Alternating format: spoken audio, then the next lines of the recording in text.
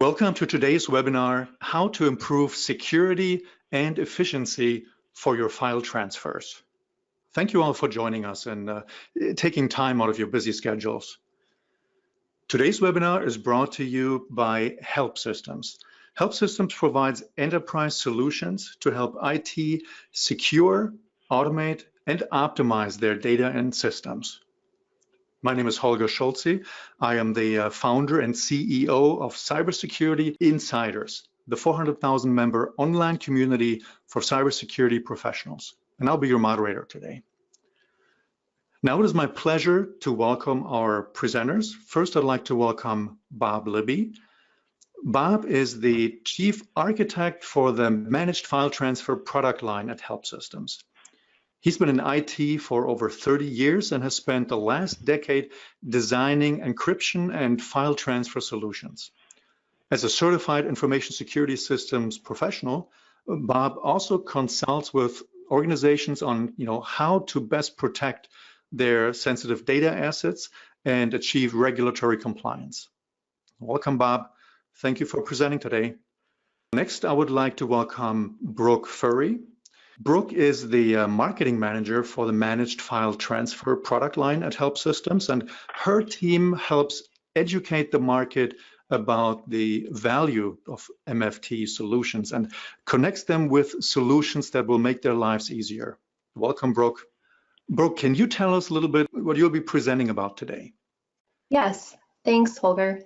As a quick intro to today's topic, I just wanted to talk briefly about an industry survey that yielded some results this audience may find interesting as we talk about the topics of security and efficiency. So I'm guessing many of you joining us today likely either oversee or belong to teams who are responsible for IT security and operations. Earlier this year, Help Systems launched a survey asking people just like you to tell us about the cybersecurity risks they're facing and how they're mitigating those risks. We had over 650 IT and security professionals around the world respond, which gave us a good glimpse into what's really going on in organizations right now related to security. And the survey asked about the top concerns and threats organizations face in 2018, as well as protective strategies they're implementing. And I think many of you may resonate with what we found. Next slide, please. So the survey results revealed first and foremost that 91% of respondents feel their management considers cybersecurity to be anywhere from moderately to extremely important to their organization. Knowing this, well, I think we'd all agree on the importance of security. We also know it's unrealistic to expect to complete security projects and goals all at once, even if your management places importance on security initiatives. Security should be an ongoing priority and effort. And today, Bob is going to share some ways to help in the secure file transfer area specifically. We were also surprised to see over a quarter of respondents tell us compliance doesn't apply to them. And we did see that the majority of people who answered in this way work in smaller organizations and likely haven't realized a need for compliance yet, potentially because they're audited less frequently. Regardless, our team at Help Systems has noticed an upwards trend in compliance requirements for organizations of all sizes who we work with on security services. So I just call it out as an area to pay attention to and make sure you're determining what regulations and requirements you need to be aware of, regardless of your company size. We also found that 65% of companies struggle to balance strong security with business efficiency. And if this is a challenge for you, and that's why you're on the webinar today, hopefully it's encouraging to know the struggle is real and others are still working to figure this out too. And I hope today we can help equip you with some practical steps to improve your efficiency and overall productivity. And finally here, we found that along with ransomware, phishing, weak stolen credentials, and system misconfigurations, unsecure file transfers are a top security concern. So if this resonates with you and it's an area your organization hasn't tackled yet, keep listening and Bob will provide some education on common file transfer challenges many organizations face and best practices you'll want to implement. And as I hand things off to Bob, I just want you to note that, like Holger mentioned, if you're interested in seeing the full results from our survey, you can access that PDF in the handouts area of your screen. Okay, Bob, you can take it away. All right, great. Well, thanks a lot, Brooke and Holger, for the introduction. Again, my name is Bob Libby with Help Systems here. I've been working with file transfer technologies for over the last decade, and I'd like to start off with some of the common file transfer challenges that organizations are having today. Then we're going to get into ideas that we have on how you can solve those challenges. And finally, we're going to show you our managed file transfer solution called Go Anywhere Towards the End. We're just going to give you a short demonstration on how you can consolidate and control and audit all of your file transfers. So just kind of starting off with one of the most significant challenges is human error. And unfortunately, a lot of organizations still allow their end users to use PC-based tools to transfer files. That could be FTP tools like FileZilla or QFTP, or it could be like an email program. And since this is often a manual process, it's very prone to human error and risk. And just as some examples, for instance, maybe the user forgets to send a file at the scheduled time. And this could be an important order or a financial document, which could delay the sending of the file and affect your relationship with your vendor or your customer. And the user may accidentally upload or download the wrong file to the trading partner. For instance, maybe they send a pricing list with special discounts to the wrong partner. Or what if the file contains sensitive data and the user forgot to encrypt it before they transmitted it?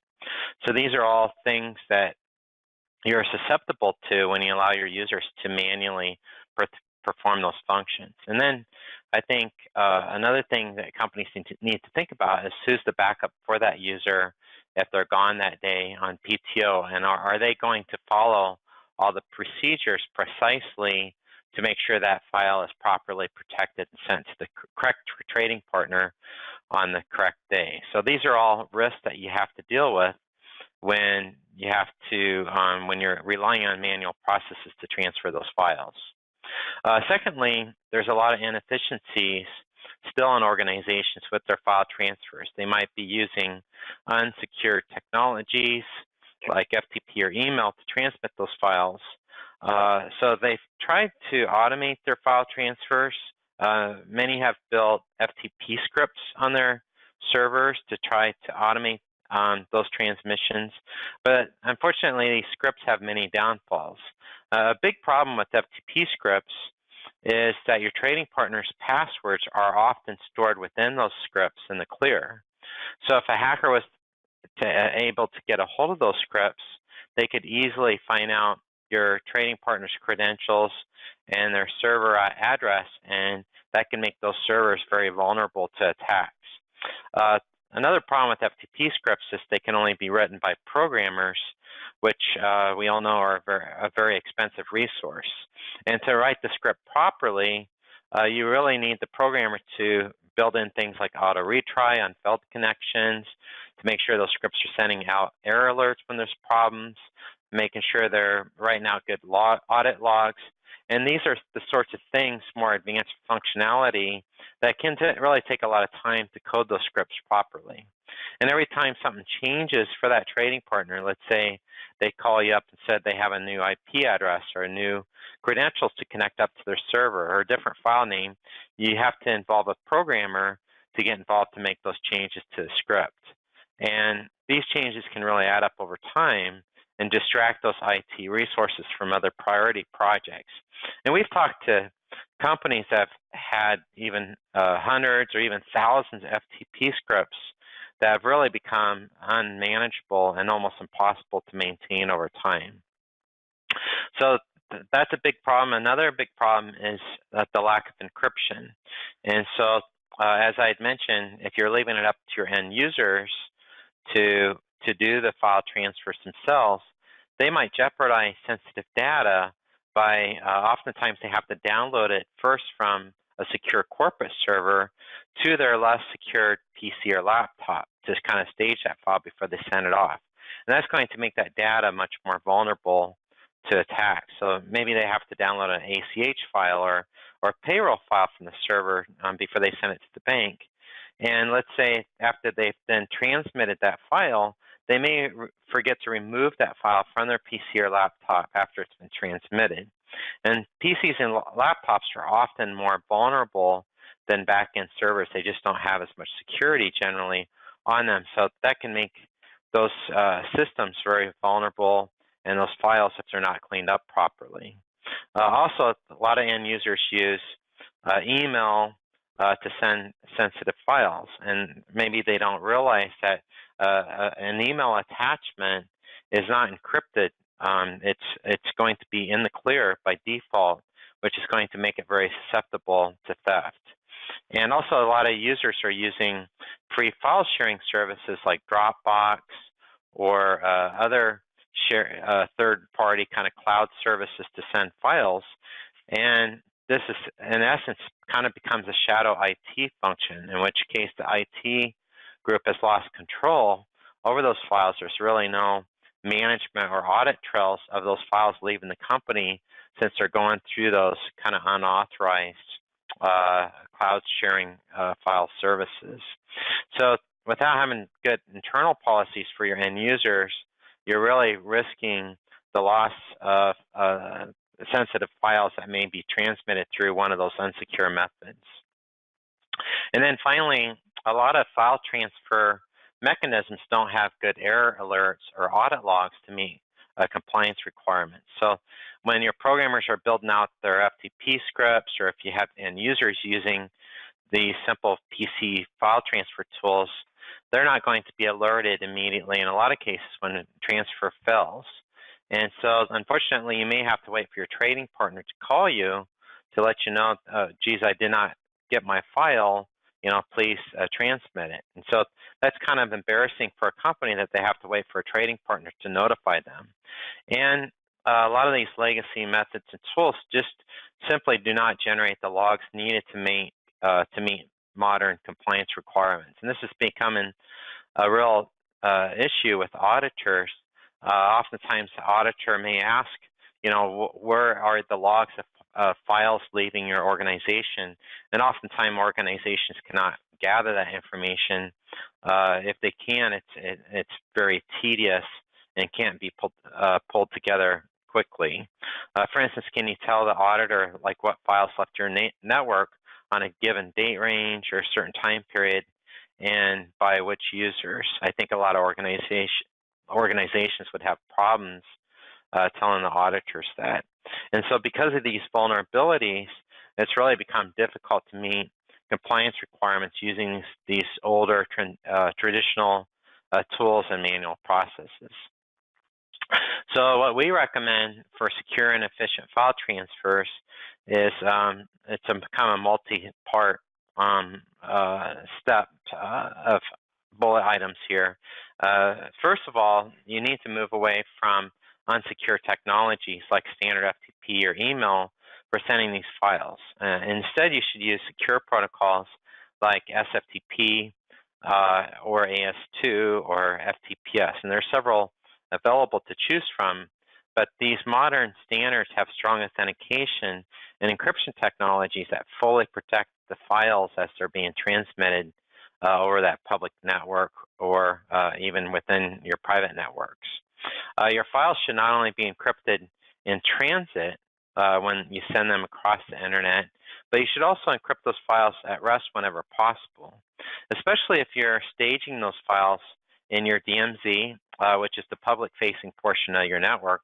It's also good to encrypt those files when you transmit them to before you transmit them to your trading partner's server, because they may not have adequate protections on their server, and so you want to make sure those files are encrypted at rest on their systems before they apply the appropriate keys to decrypt those into their private network.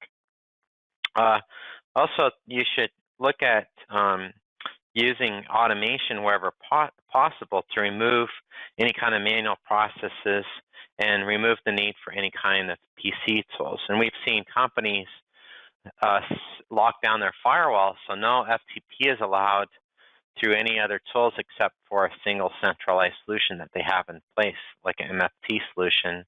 And so more or less, when a user tries to FTP a file right from their PC, that would be blocked by the firewall system in place. When you do these automated processes, you want to make sure that you have immediate alerts when file transfers fail, and instead of having to wait for your trading partner to tell you that the file is not received. And you should have at least a year's worth of audit trails for your file transfer activity. Now, depending on the regulation, some regulations require a longer duration, but at a minimum, you should have a year's worth of audit activity, and you should be able to quickly generate reports on these logs so you can quickly tell by user or by date or time range what files were being sent. So how can you do all these things through a single solution? Well, there's a type of product out there called Managed File Transfer that will help you solve all of these challenges and really control and secure all of your file transfers through a centralized framework. So MFT covers all file transfers within your enterprise, be it batch or ad hoc, and between systems or between individuals, so you really can get a handle on all those file transfers within your organization. Besides ad hoc file transfers, it also provides that automation, protecting the data with strong encryption, and providing the audit trails you need to comply with strict regulations. So that kind of gets me into talking a little bit about our product Go Anywhere. So as I had mentioned, we are going to give a quick demo on Go Anywhere. That's our managed file transfer solution within Help Systems. And it's an enterprise-ready MFT solution. And so I'm just going to kind of step through some of its capabilities. And I'm going to start off with this diagram that shows the, let me just turn on my drawing tool here. This kind of shows the types of connections that we support down below here. So let's kind of start with that.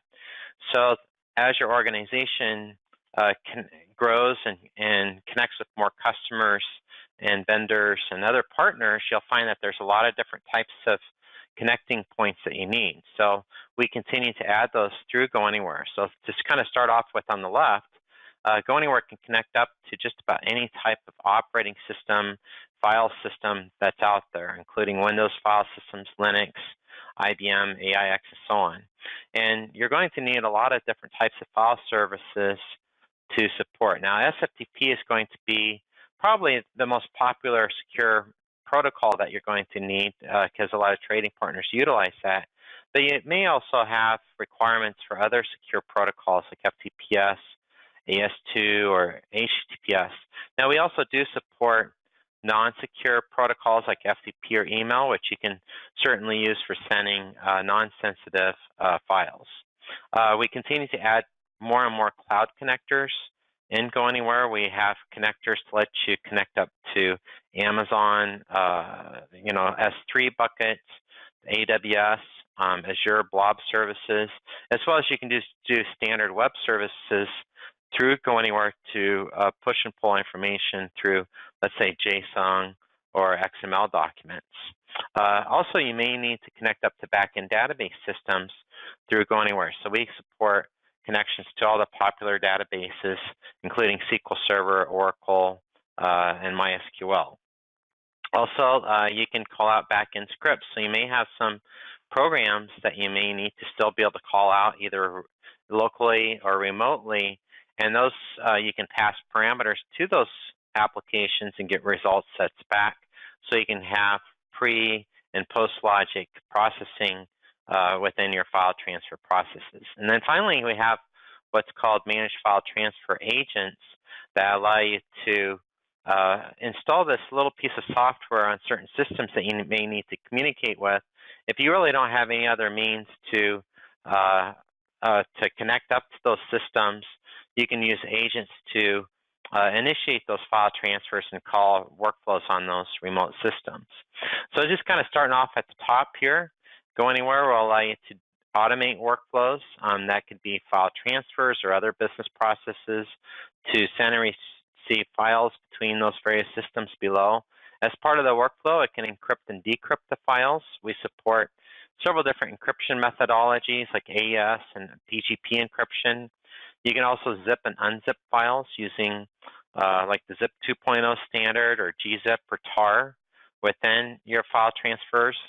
It can also translate data between different formats. So perhaps you need to do a database extract and convert that data to, let's say, a CSV file or XML before you distribute that off. So Go Anywhere lets you not only write out to those formats, but it can also read in various formatted files, let's say XML or fixed width document, and parse that out and import that to, let's say, a database. Now, once you've set up your workflows, you can run those workflows through our integrated scheduler if you would like. So we have a very comprehensive scheduler that allows you to run jobs by the minute, by the hour, certain days of the week, or days of the month. You can set up custom holiday calendars, have it skip certain days of the year that might be your corporate holidays, or run the day before or after those holidays. Another way to kick off jobs, though, is through folder monitors. So we can watch folders on various file systems. That could be maybe a Windows server, or perhaps you have some files stored on an SFTP site, and we can just be constantly monitoring certain folders on those systems, and when certain files appear that meet your criteria, that can kick off a workflow to automatically process them. Maybe you have an outbound EDI document that needs to be sent as soon as it appears in a folder to a trading partner. Now, we also provide commands and APIs that let you kick off processes and Go Anywhere to from your own application. So those could be like a Linux script, shell script, or a Windows PowerShell script, or maybe you just want to do a web service call to Go Anywhere to kick off a job as you need to. And those can pass parameters and get results back as well. Now, Go Anywhere can handle not only outbound file transfers, but also inbound as well. So it does have an integrated SFTP server. It also has an integrated FTPS server, and an HTTPS server, and an AS2 server. So your partners can connect up to you and pick up files and drop them off as needed from their authorized folders. As I mentioned, we can do both ad hoc and batch file transfers. It can synchronize files between various systems. We also have what's called secure forms in Go Anywhere. So you may want to collect information from your trading partner along with the files. So maybe they need to fill out maybe the state that they're uploading from. Maybe they need to put in some form identity during that process. And so that form can be submitted along with the file to the workflow for processing. We do have an alternative to email called Secure Mail in Go Anywhere, where it can strip the file attachment, and it can then instead send the file as a secure HTTPS link to the recipient. So then the recipient can simply click on the link to retrieve the file from your site. So it's great for sending out large files or sensitive files, because we can instead store that file encrypted on your server, and only the intended recipient can click on the link to retrieve that file from your site. Finally, partner management is included in Go Anywhere. So you may authorize or authenticate your partners against Active Directory or LDAP, or it can authenticate against our own internal database. And for each trading partner, you can indicate what folders they have authorities to, what IPs they're allowed to log in through. It's a very extensive partner management system. Now, alerts can be sent when any kinds of problems occur in the product. So maybe a file transfer's failed. Now, first of all, we do have built-in auto retry. So if it can't connect after the first time, it can continue to try that connection for a period of time, and you can set that threshold on there. But if it continues to fail, you can have it sent out like an email or a text message or a syslog message to a system to let it know that it exceeded the attempts and it continued to fail. Of course, all activity is going to be audited in Go Anywhere. That's one of the biggest driving factors for organizations to buy a managed file transfer solution like Go Anywhere, is they're going to get complete audit data for all file transfers, inbound and outbound, and you'll be able to generate reports based on that. And I'll jump into a live demo here real soon, but just a couple more things here. You may want to deploy Go Anywhere to a Windows platform, or you may want to put it to a Linux system, Or perhaps you would like to put it on Amazon AWS or Microsoft Azure, or put it on an IBM system. So Go Anywhere is very flexible in that you can choose where you'd like to deploy the product to. It runs on just about any operating system, any platform, including VMware. And so you can choose where that should be best deployed based on your environment. As I had mentioned, it does both batch and ad hoc. All file transfer management can be done right through the browser interface. So you do not need to install anything onto your desktop. Just open up your favorite browser, be it Chrome, Firefox, Internet Explorer, Safari. It's up to you.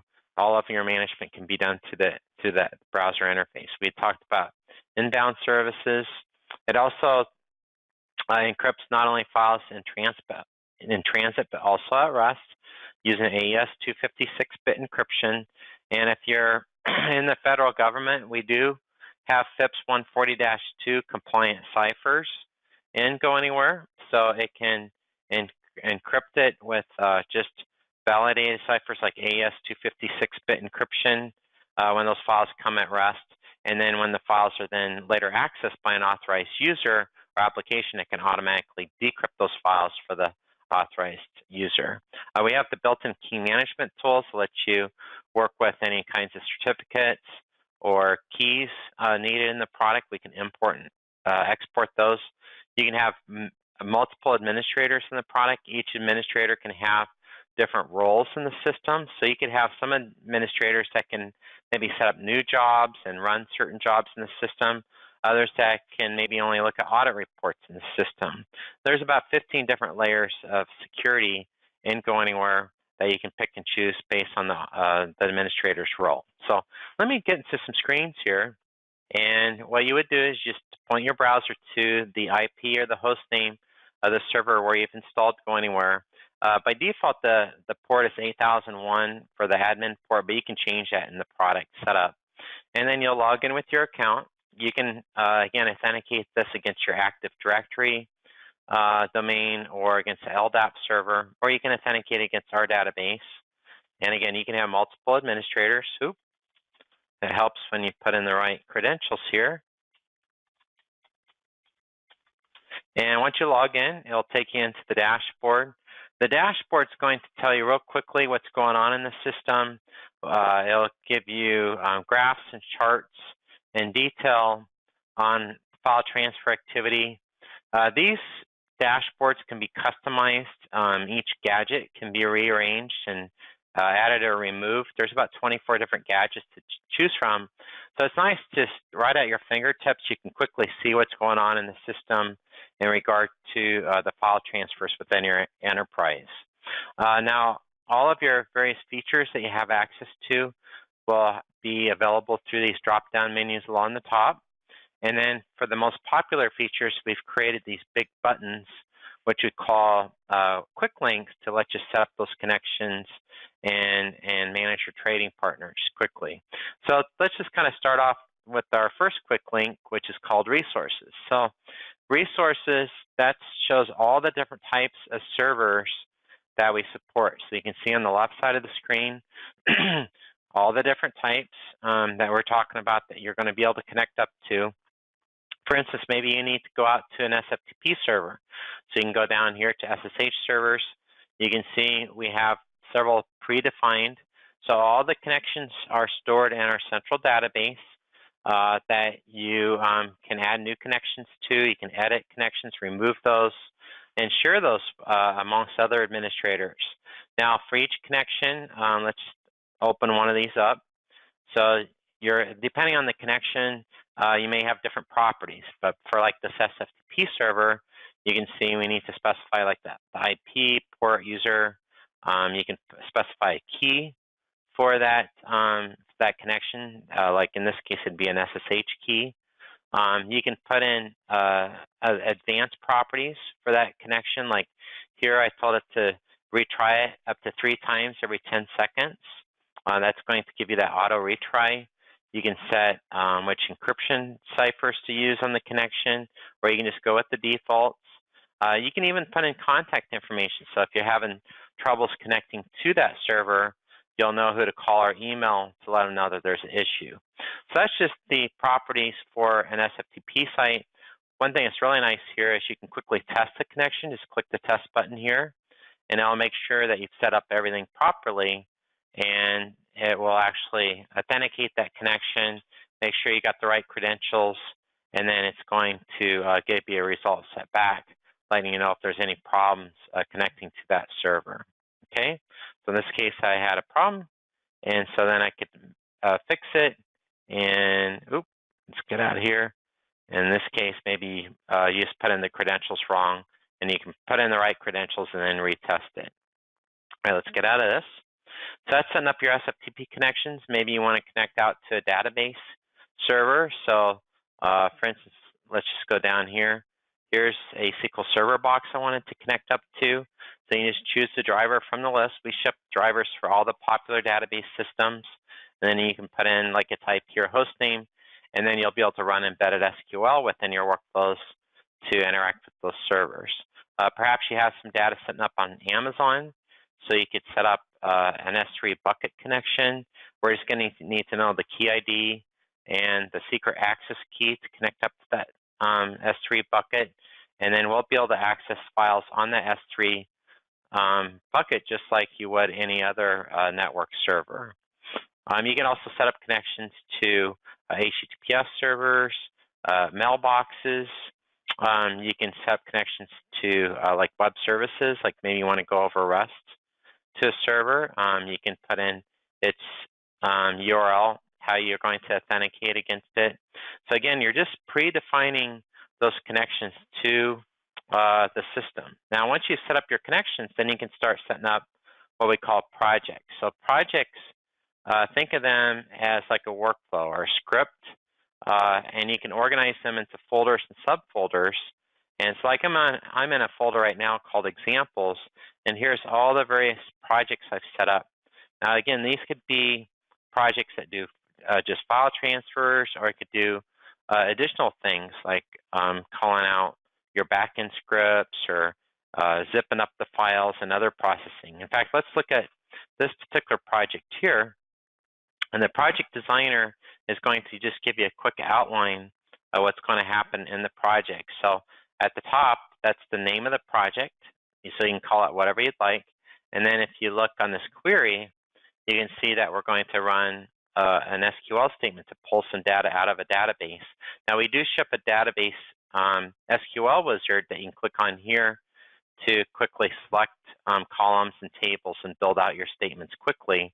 And then after that point, we told it to build an Excel file from that data.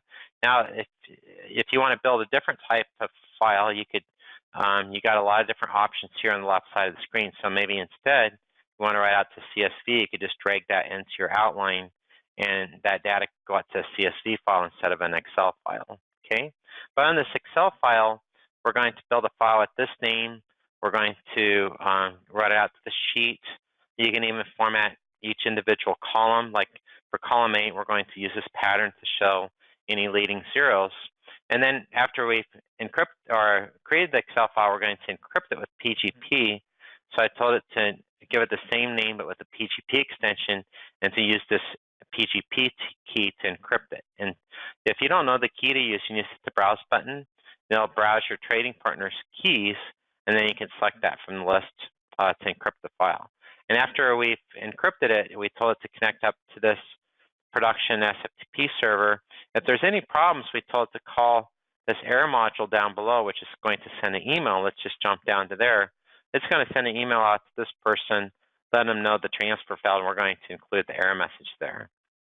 But on the SFTP connection, we're going to send that PGP file that we created in the prior step out into this inbound folder, and we told it to use the current timestamp to prefix the file. So you would just define the steps to perform in your outline. There's about 100 different tasks to choose from on the left side of the screen. Let me just kind of open some of those up. So here's all of our various cloud connectors you can choose from on the left side of the screen. And these are something that we're really adding more and more cloud connectors over time. And in fact, we allow customers and partners to build cloud connectors as well and implement those within Go Anywhere. You can also see all the different compression tasks we have, database tasks. You're going to get, of course, your readers and writers for various formatted files, email tasks. You're going to be able to copy, move, delete files. All of our different file transfer tasks. Like here, I've opened up SFTP. You can see all the different actions you can perform. We got tasks that let you run your own native commands within a job, and so on. PGP tasks.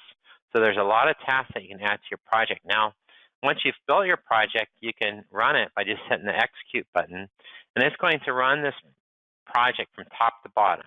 Okay, so it's executing the project now. When it's done, you can then view the job log. So we're just going to let that run through real quick. And the job log is going to keep track of all steps that were performed within the job. And so let's just go ahead and drill down into the log here. And so we're going to go into the audit logs. And I'm going to show you an example. So here's a log here that was just generated. And so every job is going to get a unique job number assigned to it, what we call a job number. And then it's going to tell you all the steps that are performed. So like here's where, if you look at where I've highlighted, we ran an SQL statement to select some data from a database. We then wrote out to an Excel file at this step. We then zipped the file up, or you could have encrypted it instead. And then we did an SFTP task to upload that file to that SFTP server. These logs are going to stay on the system as long as you would like. If you just go into the log area, you can filter those by date range. You got a lot of other filters. You can filter by like user, by job name. Once you see that any log generated, you can always click on it to drill down into it here. Okay. You can export the logs and generate reports on that as needed. Okay. Now, if you're just interested in a certain file name, you can go to the audit log here, and you can say, well, geez, I just know a particular file I'm interested in. For instance, you can specify that here, and so like here, maybe I know the file is employees, and I can apply that, and they'll find any occurrence of the file with employees in it, and no matter what action was performed, if it's deleted, uploaded, downloaded, it's going to show that activity here. Okay. So that's just one example of a workflow. You can also create your own projects just by clicking the Create button here. Just give it a quick name. Maybe you just want to send a file to ABC Company, and so I'll just put that in here. And then it'll take you into kind of like a blank canvas here, in which case maybe I just want to do an SFTP to that partner, so I just do a put. So I just drag that up there. I can choose my SFTP server I want to put to. So I just choose it from the list. And then on my put statement, I can choose one or more files. Maybe you just want to send a single file, and so you can just select that. You can choose the destination on that server, and then you got your transfer defined. And now if you want to save that, you just hit the Save button, and now you got that project which you can run whenever you'd like. Now, if you'd like to run that to the scheduler, you go under the workflows and go into the scheduler function, and this will show all the scheduled jobs that are set to run. I'll just show you an existing scheduled job here. So like here's a zip scheduled entry. So that's the name of the project it's going to run. You can tell it what user to run it under. You can then choose to schedule. In this case, I want to run it hourly. I can also have it automatically keep trying the job if there's any kinds of problems.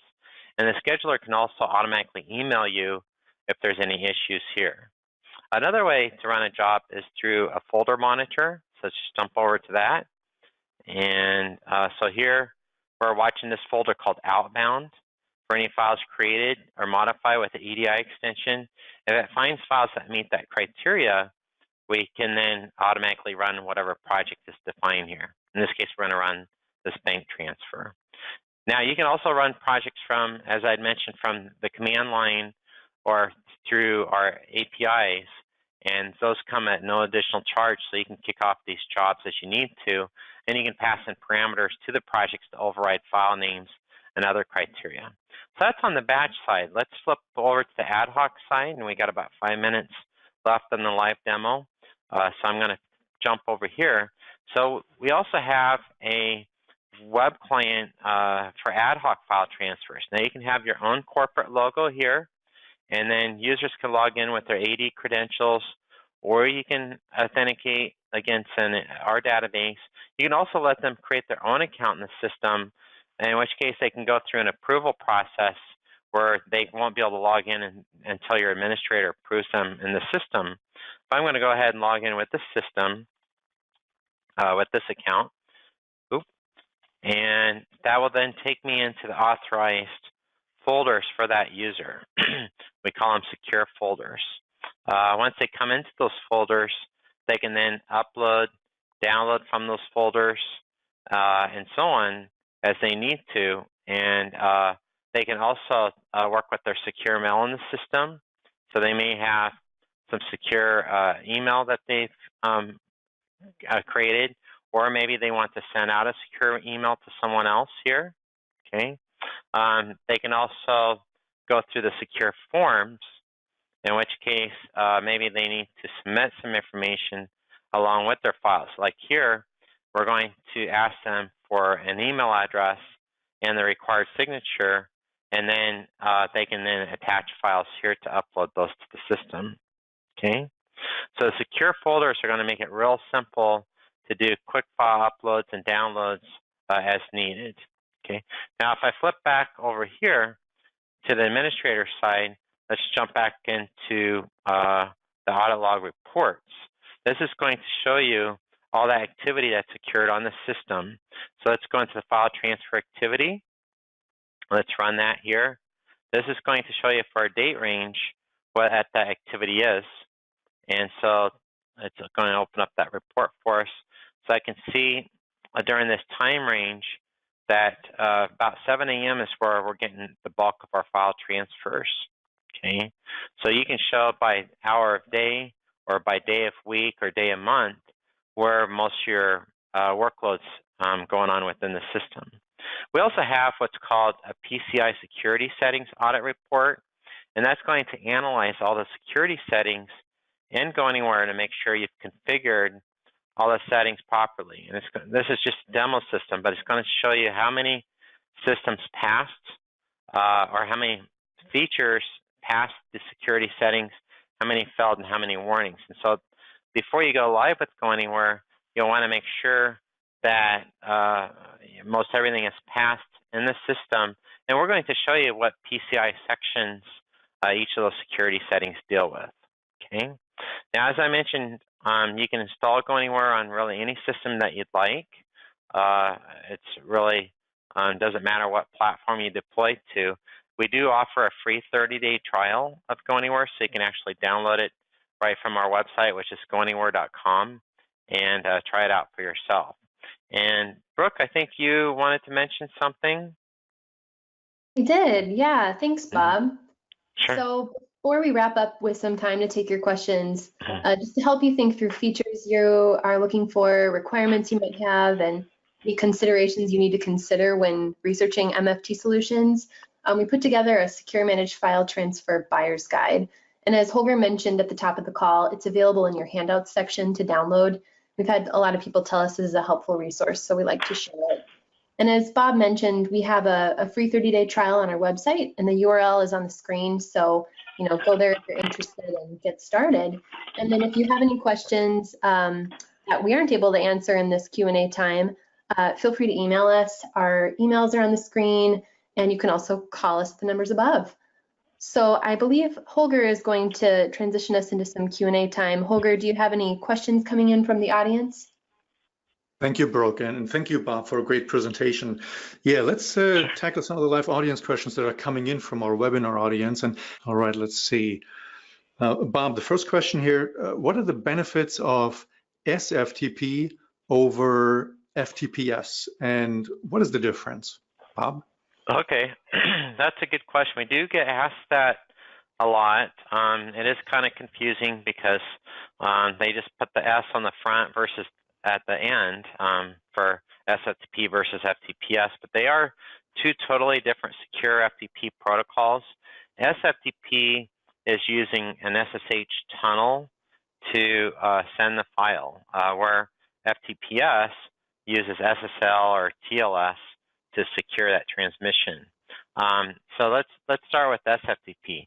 SFTP is really the most popular secure FTP protocol being used today, and I think the main reason for that, well, a couple main reasons, is it was built into the Linux and Unix operating system, so a lot of people are familiar with it. Also, SFTP uses a single port, which is port 22 by default, and so it makes it a lot easier to pass that through the firewall. So let's say you need to connect up to a trading partner, you only need to open up port 22, an outgoing port to make that connection to your trading partner.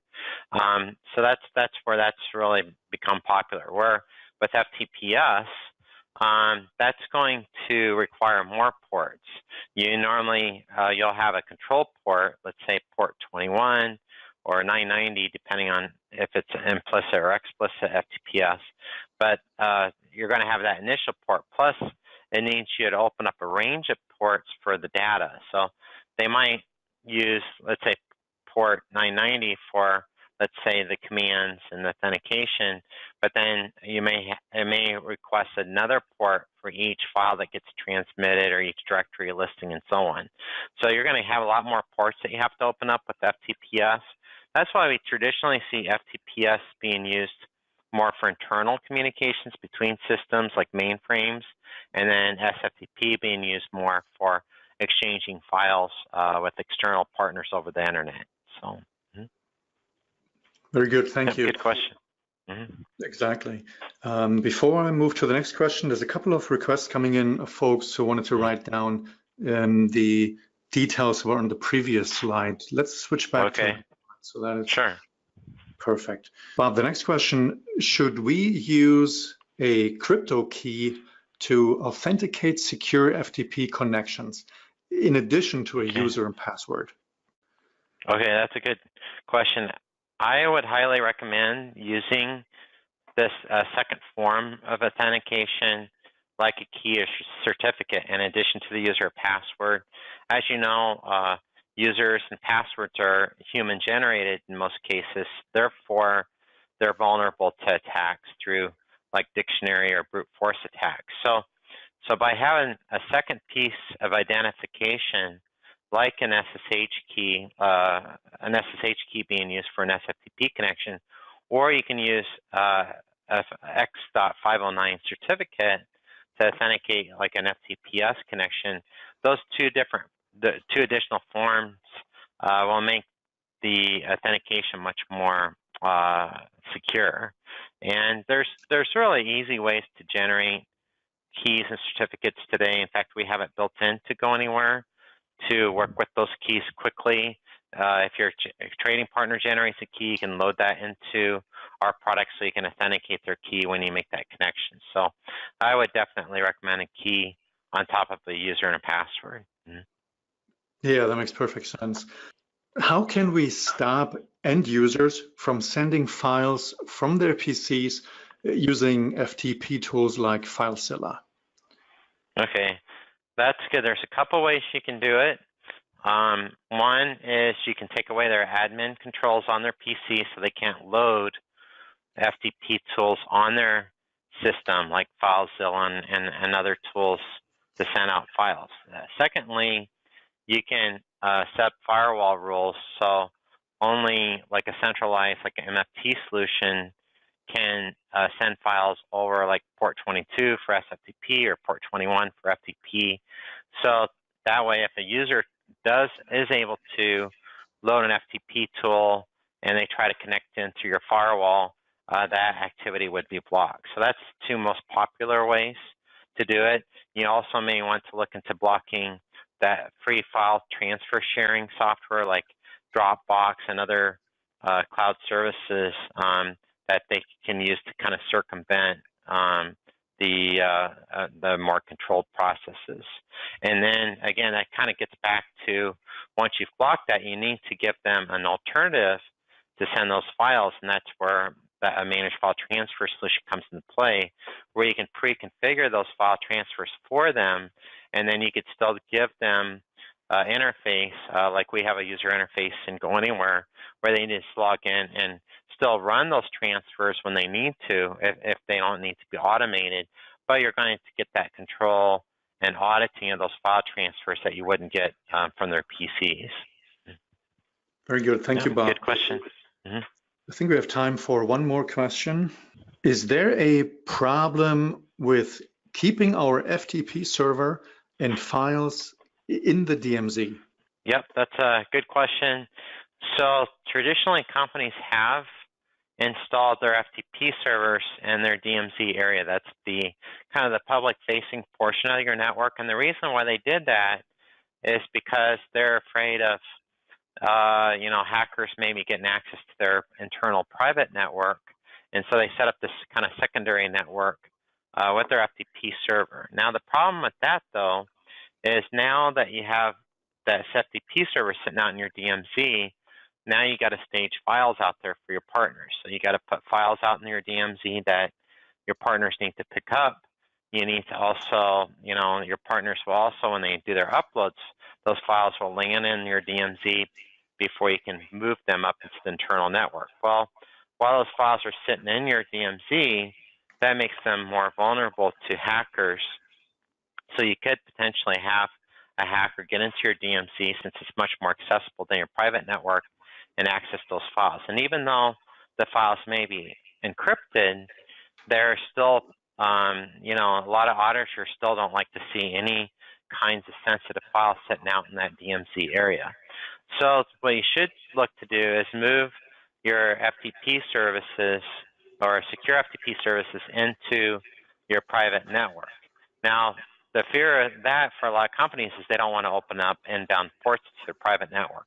But what you can do is you can put what's called a gateway out in your DMZ, and we have a gateway for Go Anywhere, and that gateway will be used as a reverse proxy. So any connections that come in to your network will first hit the gateway. The gateway will then reverse proxy that connection into the FTP server that's then sitting into the private network. And that control channel will actually be open from the private network to the DMZ at startup time, so you don't have to open up any inbound ports to your private network. So you really get the best of both worlds. You don't have to open up any inbound ports into your private network, and you don't have to stage any files in your DMZ area. So that keeps your auditors happy.